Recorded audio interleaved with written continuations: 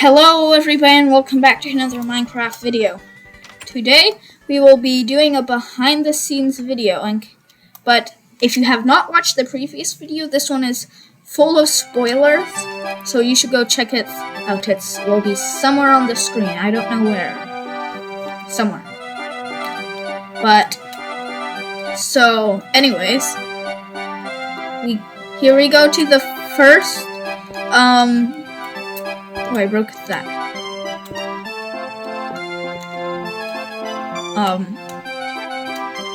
Here's the first thing that needs behind the scene purposes. This question mark block right here. Let's see if you can find something that could possibly make the fire flower. Here, I'll show you what I mean.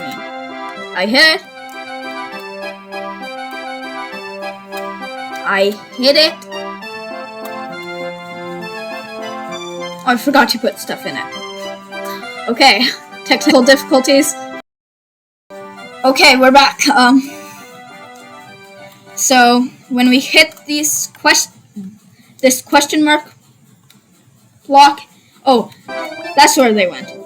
I broke the invisible block hitting it. Oh, and by the way, the invisible blocks are called barrier blocks. To get it, you just need to type in the command /give @p @s or your own name barrier. Here's the command. I'll have all the commands listed in the description below. But yeah, this just lets me see where all of my invisible blocks are, and I can place some more, and they're gone. But here, let's just cover up this. So right here, I have a dropper that I load the fire flowers into. Now, important, you do not want a dispenser, or else this will happen. It will burn down your question mark. It will burn because in the texture pack, fire flower is flint and steel. But to make this work, and it's not just some fancy editing technique, right here, I have a comparator that goes from this command, checks if this command block is true, basically, and then makes a redstone signal which will launch out the fire flower. So what this command block does, oh, and by the way, to get a command block, you just need to type in the command /give @p @s or your name command. Okay, anyways, command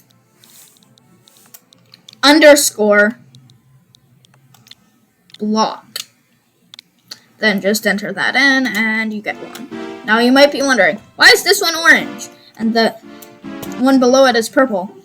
The only reason is this one's a repeat command block, and this one's called an impulse, the orange one. There's also a chain, which is green. Chain, only the way each of these works, impulse only does it once. Chain does it after the first one. You can see one of my chain blocks down there. But, yeah, but this command right here, testfor @a x equals x coordinate, y equals y coordinate, z equals z coordinate. Make sure there's a comma in between each of these. But the R equals 1 means range equals 1. Oh no, I deleted my command a little.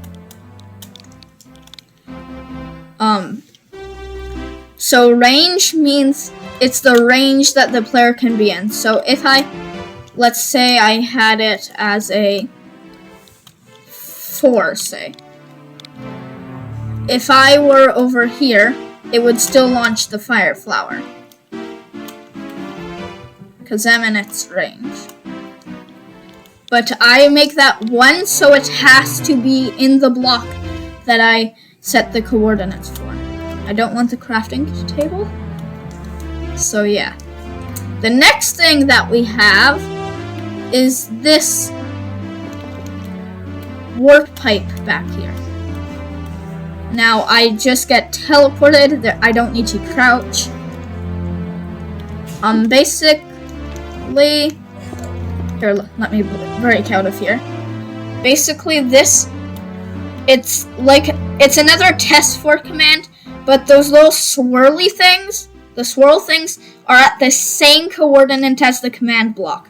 So the X means the same X coordinate as this command block, but since there's a -4 in front of it, -4 blocks. So 1, 2, 3, and 4. Where I just got teleported. Yeah, so that's what the swirly things mean.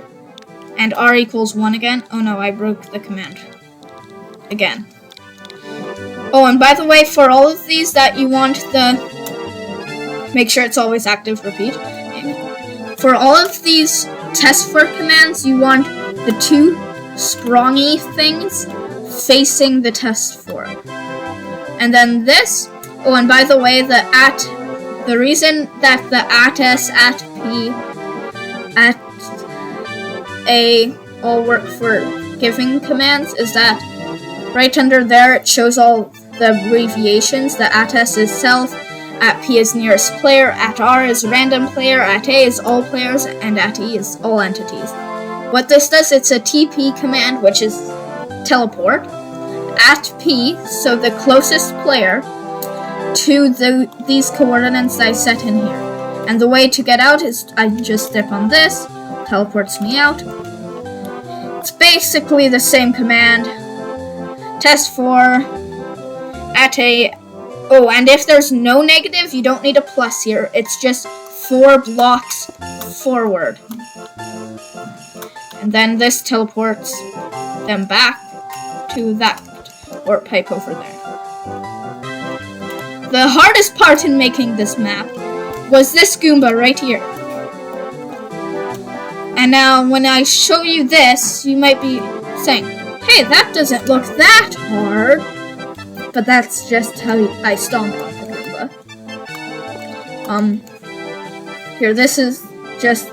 Oh, look, I stomped on the Goomba. I made the range a little high. I'll say that. So basically, how the Goomba vanishes... The Goomba... It's actually an armor stand. Right over here is where he stands on a slab. I made it this slab just because it looks cool. I gave him a helmet so he looks like a Goomba. And then of course we need a armor stand. So put that there, armor stand here, hat on, now he's a Goomba. Now what this does is that it checks if I'm going to stomp on the Goomba. If it does, it gets rid of the block beneath him, but this one gets rid of the block in the thing that would make the Goomba an actual enemy, and not just something that you can just walk through like that. If I were in survival mode, that wouldn't have worked walking through. But over here... Oh. Oh no. This broke.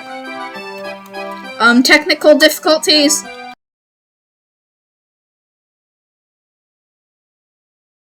Okay, we're back. So what this over here does is that it checks if there is an entity here, right where the armor stand is standing. And entities are any mob, armor stand, basically anything in the game, except for these solid blocks. So since it's always seeing that Goomba there until it's stomped on, it always has this on. And if a redstone torch has redstone running into the block behind it, it will turn off. Basically, if the armor stand is not here, it will push this block out of the way, and this command right here doesn't work. This command right here is what makes the Goomba an enemy. This tests for players right where the Goomba's head is. And right here, it just kills the player. So, I know this works. I didn't show it in the previous video, but here I'll show you that it does work. My game mode is in survivals, and then just kills me and sends me back to the start. Need to set that back to creative mode. But what if you say you killed it with your fire flower? Because armor stands do burn, actually. I just gave him a flint and steel. Pretend that I burned him. That command doesn't erase this block right here. If you burned him, this is what happens right here. The piston pushes the block out of the way, and this can no longer run. But the reason I have this to clear the block that would be right here is that just in case that, because when you stomp on him, you actually land on him, and this isn't normally quick enough to erase this isn't normally quick enough to push the block out of the way as you're stomping on him. So this just erases it to make sure there's no way that it's possible to kill you. And then, yeah. Oh, and in case you were wondering, the way that you put the armor stand in the block, like in the video, is you just put the block above him, and then you use pistons to push him down.